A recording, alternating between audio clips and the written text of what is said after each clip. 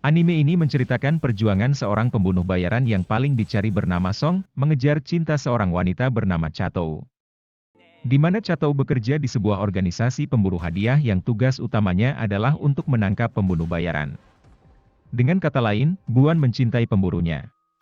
Seperti apa kisahnya? Langsung saja kita masuk ke pembahasannya. Episode pertama berjudul Siapa Namamu? Sebelum itu, Animen mohon dukungan kepada teman-teman semua untuk like dan subscribe video ini ya. Karena ini berguna untuk kelangsungan hidup Animen ke depannya. Salah. Untuk kelangsungan channel ini ke depannya. Terdengar suara tembakan di sebuah tempat parkir. Terlihat beberapa orang sudah tergeletak tidak berdaya. Yap. Mereka baru saja menjadi target dari seorang pria bernama Song. Tapi ternyata aksinya itu dibuntuti oleh seorang wanita bernama Chatou. Karena sudah kehabisan peluru, Song akhirnya menyerang Chatou dengan tangan kosong. Sontak saja pipi Song terkena tembakan Chatou. Dan saat Song sudah mendekat, Chatou berhasil memukul kepala Song.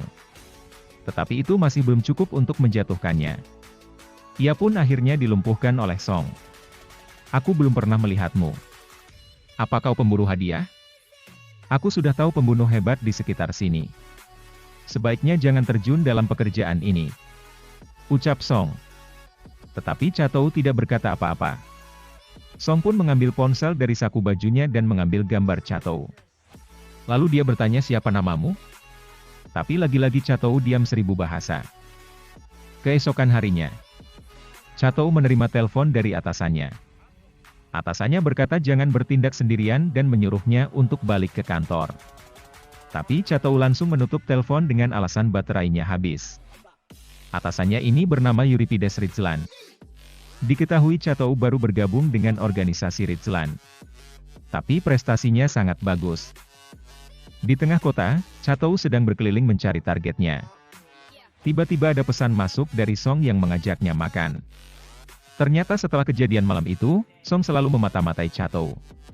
Termasuk mencari tahu target buruan Chatou selanjutnya. Gini amat ya kalau sudah cinta. Saat Chatou sampai di tempat targetnya, ternyata Song sudah duluan menangkapnya.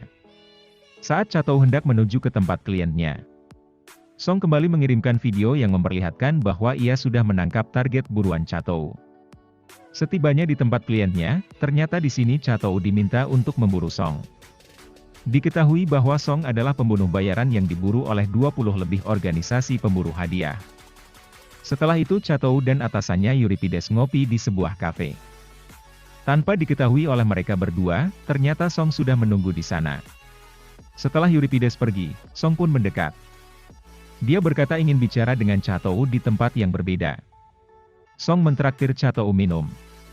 Tanpa basa-basi Chatou langsung menanyakan keinginan Song. Kenapa kau selalu mengejarku? Apa kau ingin mempermainkanku? Tanya Chatou. Mendengar itu Song langsung berdiri dan berkata ia hanya ingin diperhatikan oleh Chatou. Lantas pertengkaran antara mereka pun terjadi.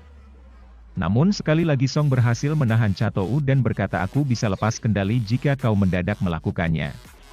Aksi mereka pun menarik perhatian banyak orang. Tapi dengan pedenya Song bilang ini hanya pertengkaran kekasih. Wow. Setelah itu Song baru menyampaikan keinginannya untuk mengajak Chatou kencan dengannya di malam Natal. Malam harinya terlihat Song sedang berada di dalam kamar hotel dengan seorang wanita. Tapi Song pergi. Wanita ini berkata ada apa? Waktunya masih tersisa. Tiba-tiba Song mengeluarkan senjatanya dan mengarahkan tembakannya ke pintu kamar. Dan benar saja di baliknya ada seorang pria. Sepertinya wanita ini telah bekerja sama dengan pria yang dibunuh Song ini entah apa tujuannya. Beralih ke scene berikutnya. Akhirnya waktu yang ditunggu pun tiba. Chatou datang menemui Song meskipun ia sengaja untuk terlambat 1 jam. Lantas Song pun mengajak Chatou untuk jalan-jalan. Saat lewat di depan toko perhiasan, Song menawarkan kalung kepada Chatou.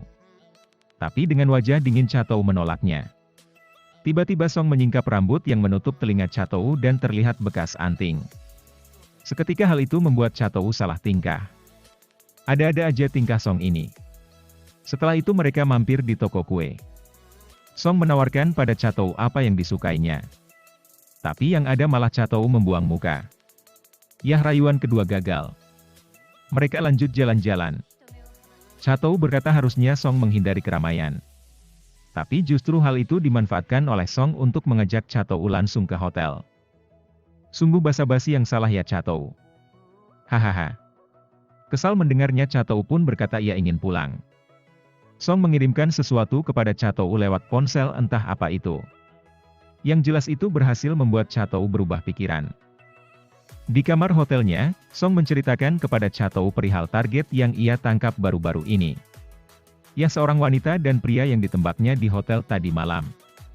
Lantas Song menawarkan kepada Chatou sebagai kado Natal darinya. Singkat cerita, setelah mereka menghabiskan waktu bersama, Song pun mengantar Chatou ke stasiun. Dan kejadian itu dilihat oleh atasannya Euripides yang juga sedang keluar malam itu. Saat Chatou sudah mau pergi, tunggu dulu. Biar kupastikan satu hal. Ucap Song. Ternyata dia langsung memeluk Chatou. Chatou pun diam 1000 bahasa. Aromamu tak menggangguku ucap Song.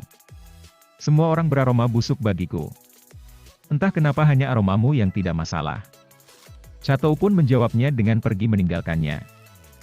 Kita pun diajak flashback ke masa 17 tahun silam. Ada sebuah kecelakaan di mana orang tuanya sudah tewas tertembak. Sementara itu di bangku belakang ada seorang gadis kecil yang sedang tertidur. Lantas penyidik ini pun menanyakan namanya.